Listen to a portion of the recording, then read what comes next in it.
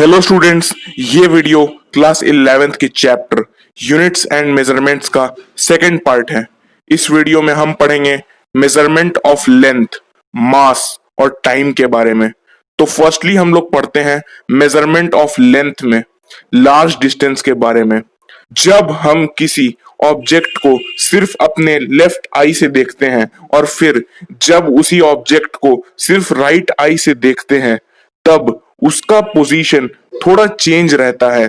तो पहले वाले पोजीशन और बाद वाले पोजीशन के बीच के डिस्टेंस को पैरेलैक्स कहते हैं। अब बात करते हैं पैरेलैक्स मेथड के बारे में।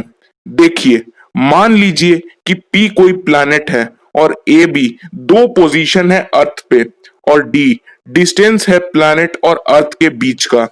ए और बी के बीच का डिस्टेंस B है और थीटा प्लैनेट का एंगल है।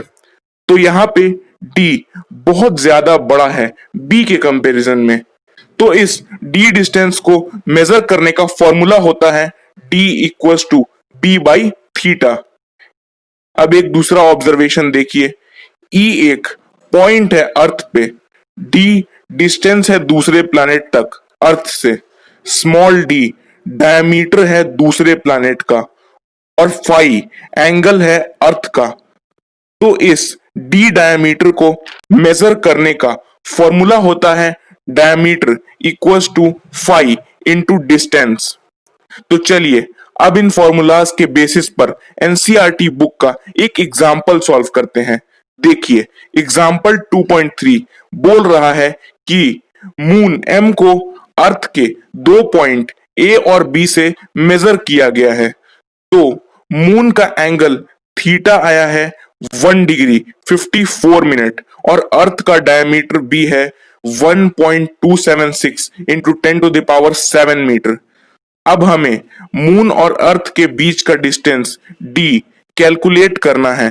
तो सबसे पहले हम थीटा का वैल्यू रेडियन में कन्वर्ट कर लेंगे, तो आएगा 19 पाई बाई 1800। अब इस डिस्टेंस का फॉर्मूला होता है D equals to B by theta.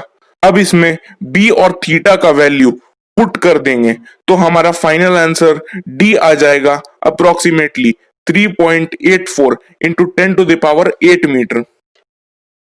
तो चलिए अब पढ़ते हैं मेजरमेंट ऑफ स्मॉल डिस्टेंसेस के बारे में। बहुत बड़े डिस्टेंस को तो हम मेजर करते हैं पैरेलैक्स मेथड के थ्रू। नॉर्मल डिस्टेंसेस को हम अपने डेली लाइफ में मीटर स्केल से मेजर करते हैं। 10 टू द पावर 4 मीटर के छोटे डिस्टेंसेस को हम वर्नियर कैलिपर, जो कि एक इंस्ट्रूमेंट होता है, उससे मेजर करते हैं।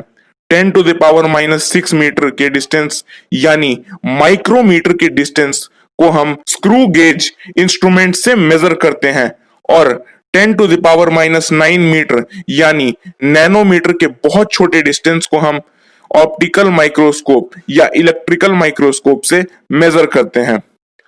यहां तक ही नहीं, हम 10 टू द पावर -10 या फिर उससे भी ज्यादा छोटे डिस्टेंस को ट्यूनेलिंग माइक्रोस्कोप से मेजर करते हैं। अब चलिए ओलेइक एसिड का मॉलिक्यूलर मास निकालने के लिए एक एक्सपेरिमेंट देखिए। सबसे पहले हम लोग 1 सेंटीमीटर क्यूब ओलेइक एसिड लेते हैं और उसे मिला देते हैं 20 सेंटीमीटर क्यूब अल्कोहल से।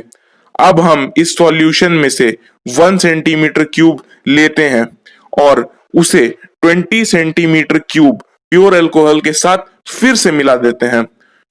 तो अब ओलेइक एसिड का कॉन्सेंट्रेशन हो जाएगा 1/20 इंटू 20 सेंटीमीटर क्यूब। अब हम लोग एन ड्रॉप लेते हैं इस सॉल्यूशन का और मान लीजिए कि V वॉल्यूम है हर ड्रॉप का। तो टोटल वॉल्यूम सॉल्यूशन का हो जाएगा number of drop into volume of each drop. और अब इस वॉल्यूम में ओलेइक एसिड का वॉल्यूम हो जाएगा N into V by 20 into 20 centimetre cube, जो कि हो जाएगा NV बाई 400 सेंटीमीटर क्यूब। तो ये आ गया हमारा volume of oleic acid.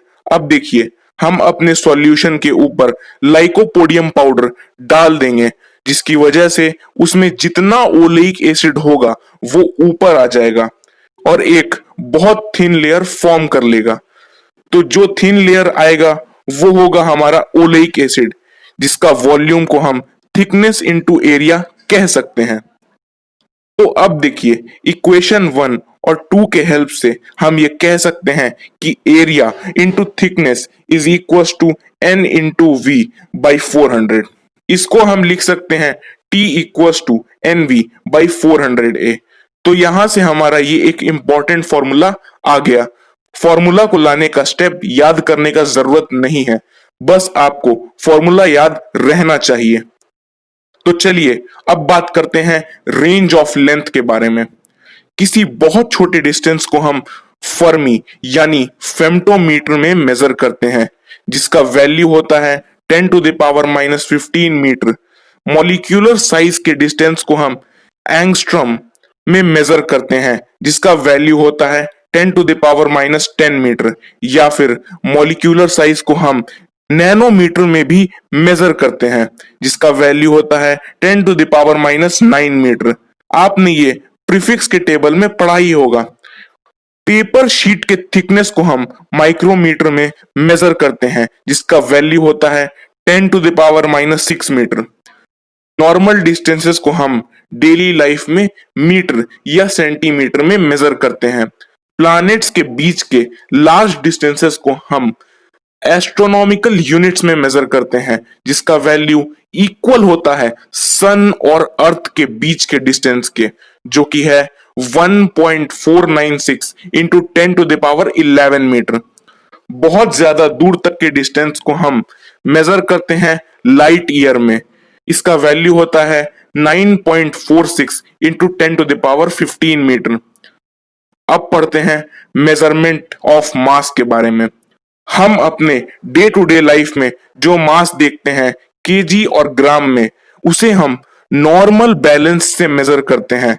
Large masses जैसे कि मास ऑफ प्लैनेट और सैटेलाइट्स को हम न्यूटन्स फॉर्मूला ऑफ ग्रेविटेशन से मेजर करते हैं।